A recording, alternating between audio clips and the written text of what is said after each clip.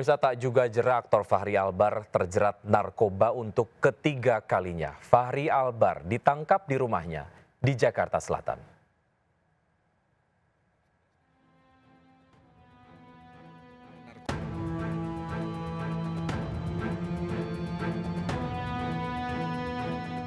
Aktor yang juga musisi Fachri Albar ditangkap Satres Narkoba Jakarta Barat atas kasus penyalahgunaan narkoba. Penangkapan dilakukan Minggu malam di rumahnya di kawasan Jakarta Selatan. Dari lokasi petugas menemukan sejumlah barang bukti diduga mengandung narkoba. Yang bersangkutan kami amankan di daerah Jakarta Selatan, di kediaman yang bersangkutan. Yang bersangkutan saat ini lebih dominan, lebih aktif di bermain sinetron ya, sinetron maupun yang bersangkutan juga ada film layar lebar. Hingga saat ini Fachri masih menjalani pemeriksaan di Mapolres Jakarta Barat. Penangkapan kali ini menjadi kasus yang ketiga kalinya. Di tahun 2018 lalu, Fachri ditangkap bersama barang bukti sabu, ganja, dan obat terlarang. Sebelumnya tahun 2007, Fachri sempat buron atas kasus Denny Chandra yang juga buronan kepemilikan 490.000 butir ekstasi. Dari Jakarta, Miftol Gani melaporkan.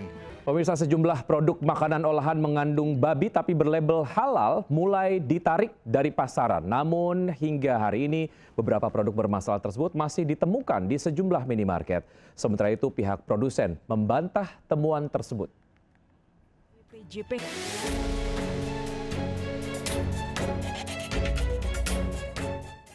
Heboh temuan 9 produk olahan makanan mengandung babi beredar luas di pasaran.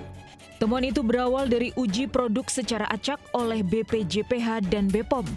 Dari uji laboratorium untuk parameter DNA, ke-9 jajanan positif mengandung unsur babi. Ironisnya, 7 diantaranya berlabel halal. Temuan ini tentu membuat heboh masyarakat. Lantaran ke-9 jajanan itu banyak dibeli anak-anak, bahkan mudah ditemukan di minimarket dan swalayan. Usai temuan itu, BPOM meminta produsen untuk menarik seluruh produk mengandung babi dari pasaran.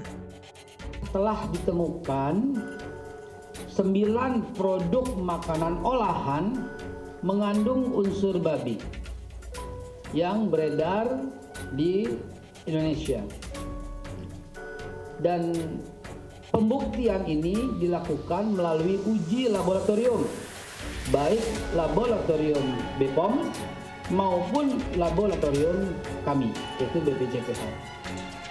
Namun hingga saat ini beberapa produk bermasalah itu masih dijual di sejumlah minimarket. Seperti yang terlihat di sebuah minimarket di kota Cirebon.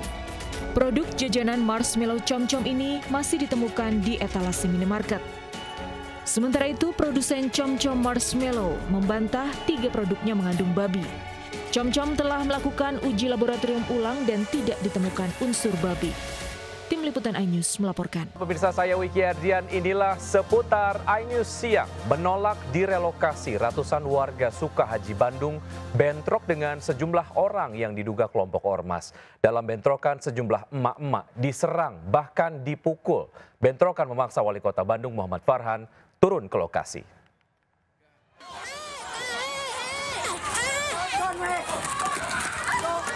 Bentrokan diawali dari kedatangan sejumlah orang diduga kelompok ormas yang tiba-tiba menyerang warga. Bahkan kelompok ormas ini sampai menyerang sejumlah emak-emak. Bentrokan dipicu dari penolakan relokasi akibat gugatan warga terhadap lahan yang hingga kini masih berlangsung di Pengadilan Negeri Bandung. Warga pun melakukan perlawanan dengan melakukan penyerangan balik terhadap kelompok ormas. Suasana mencekam terjadi hingga tengah malam. Sebelumnya Wali Kota Bandung Muhammad Farhan mendatangi lokasi, sempat diteriaki dan ditunjuk-tunjuk oleh warga.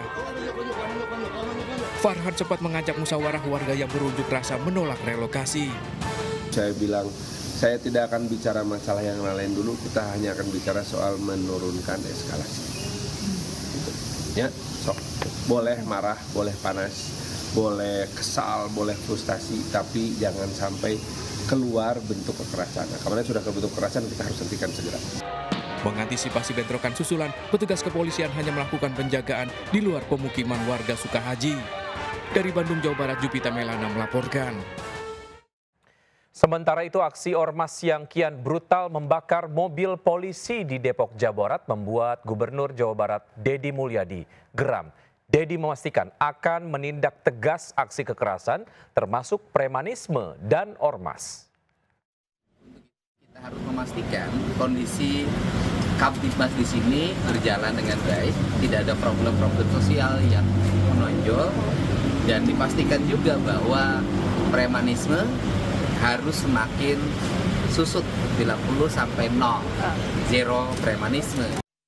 Tes belum mendapatkan ganti rugi lahan, sejumlah emak-emak nekat menghadang truk tanah seorang emak-emak, bahkan nyaris terkubur timbunan tanah.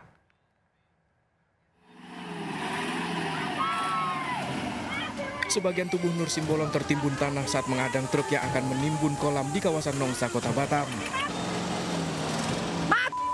Nggak pikirkan anak lagi kalian. Warga pun kian emosi. Biar kami bisa pindah. Kapan? Ya udah tuh sana dulu.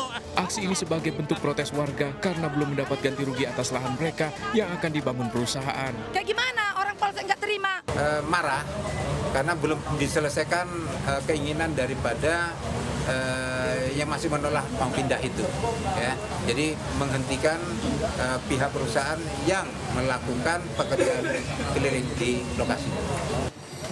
Diduga buntut dari keributan ini usai kejadian seorang pekerja dikeroyok dan telah melapor ke Mapolresta Balerang. Dari Batam, Kepulauan Riau, Gusti Yenosa melaporkan.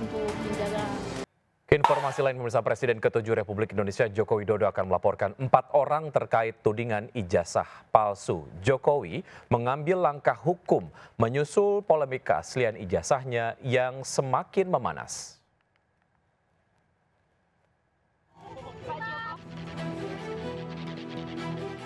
Datang ke Jakarta, Presiden ke-7 RI Joko Widodo bertemu dengan sejumlah kuasa hukum membahas tudingan ijazah palsu.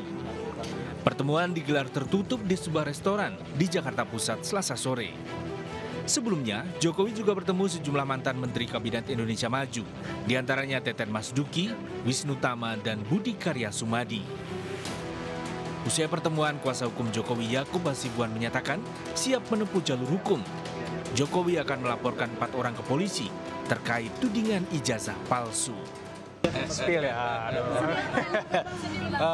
sejauh ini, sementara ini sih mungkin ada sekitar 4 orang yang kami sudah lengkapi semua dokumen dan bukti-bukti pendukungnya, yang kami yakini juga, yang kami percaya bahwa ada dugaan-dugaan. Polemik keaslian ijazah UGM Jokowi makin memanas. Pekan lalu ratusan warga berdemo ke Fakultas Kehutanan UGM, juga ke kediaman Jokowi di Solo. Masa meminta Jokowi mengklarifikasi keaslian ijazah lantaran dinilai banyak kejanggalan. Mulai dari foto Jokowi berkacamata hingga penggunaan huruf atau font. Jokowi sempat menunjukkan ijazahnya ke awak media, namun meminta ijazahnya tidak difoto atau direkam. Tim Liputan iNews melaporkan.